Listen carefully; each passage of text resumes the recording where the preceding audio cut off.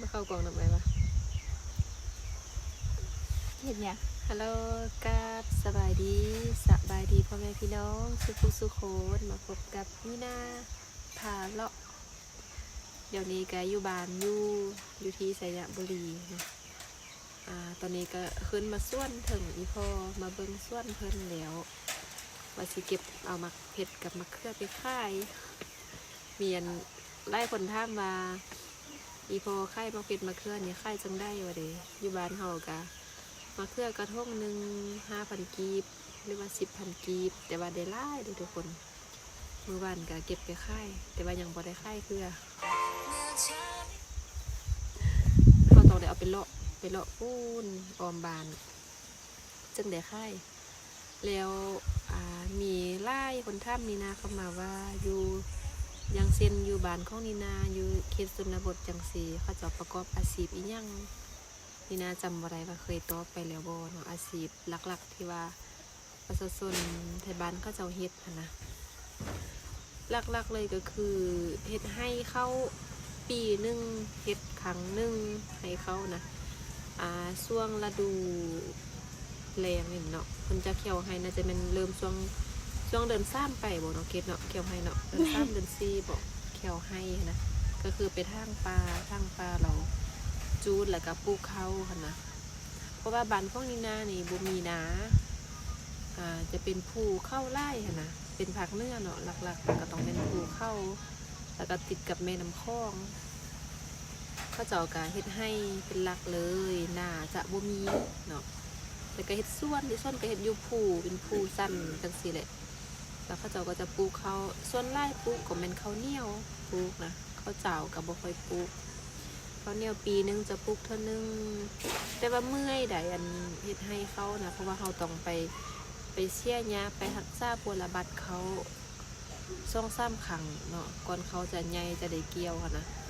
นี่หน้าตอนยามน้อยก็เฮ็ดให้ตลอดคันบ่เฮ็ดกะบ่มีเขากินเพราะว่าอยู่บ้านของนี่นากะอยู่ใกล้จากตัวเมืองอยู่จากบ้านสิเข้าไป5ตัวเมืองกะใช้เวลาชั่วโมงปลายหนทางกะบ่ค่อยดี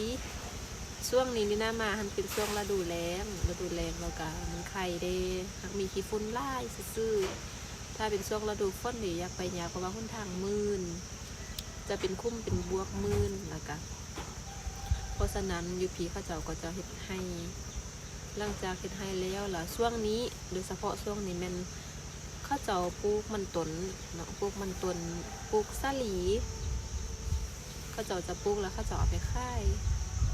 บางเทื่อก็มีพ่อค้าแม่ค้าเขาเจ้ามาโลเก็บอยู่บ้านเลยปลูกมันต้นมันซับปะลั่งเนาะภาษาไทยเนาะมันต้นแล้วก็สาลีอันอื่นก็มีมักเดือยมักง่าอย่างจังซี่นะยามน้อยนี่นะอยู่บ้านก็เฮ็ดแต่แบบนี่แหละก็ไปขายก็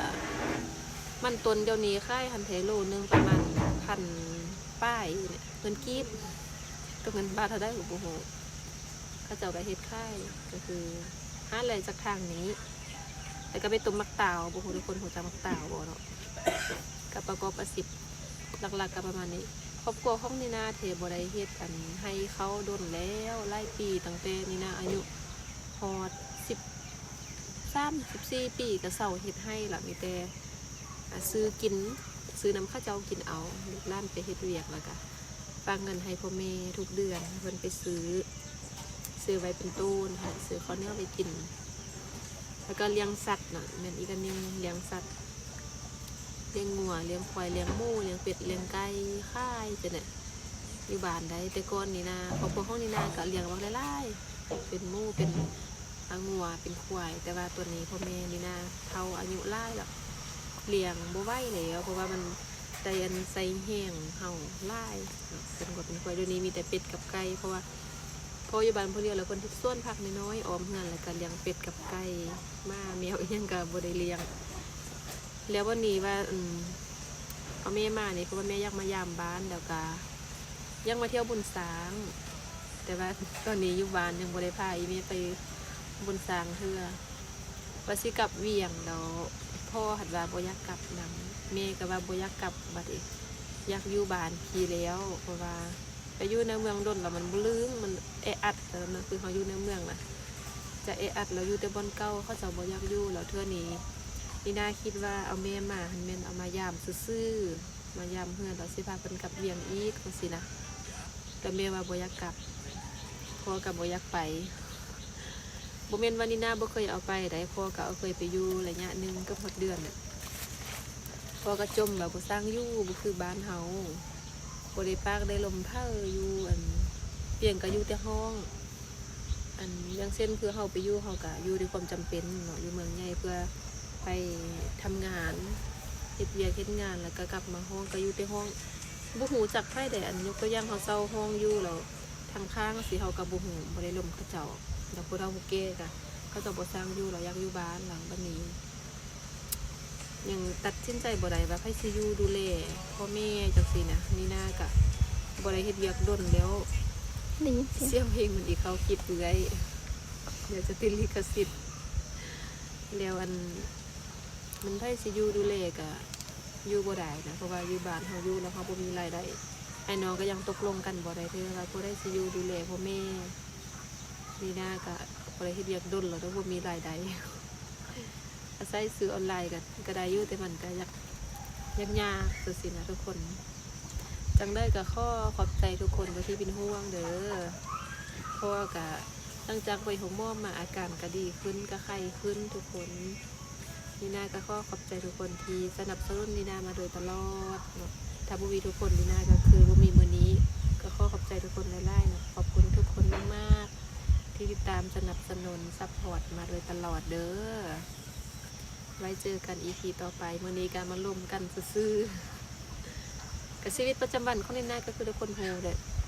ก็เฮ็ดสวนตื่นมาเฮ็ดเวียกเฮือนครัวกินเกิดเป็ดเกิดไก่เท่านั้นบ่ได้เลี้ยงหมูตะกี้ก็บ่ได้เมื่อยไล่ถ้าเลี้ยงหมูนี่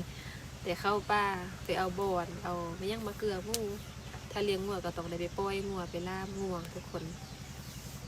มาอยู่บ้านบ่เดือนนึงเลื่อม เลื่อมไล่เห็นตัวจริงก็บ่ต้องแปลกใจถ้ามาอยู่บ้านเราเขาบ่ได้รักษาผิวแล้วมันก็จะดำจะคล้ำดกเพราะว่านี่นะเป็นคนแบบผิวดำง่ายผิวแทนแบบสินะคลิปนี้ไปก่อนเด้อฝากทุกคนเนี่ยเด้อบ๊ายบาย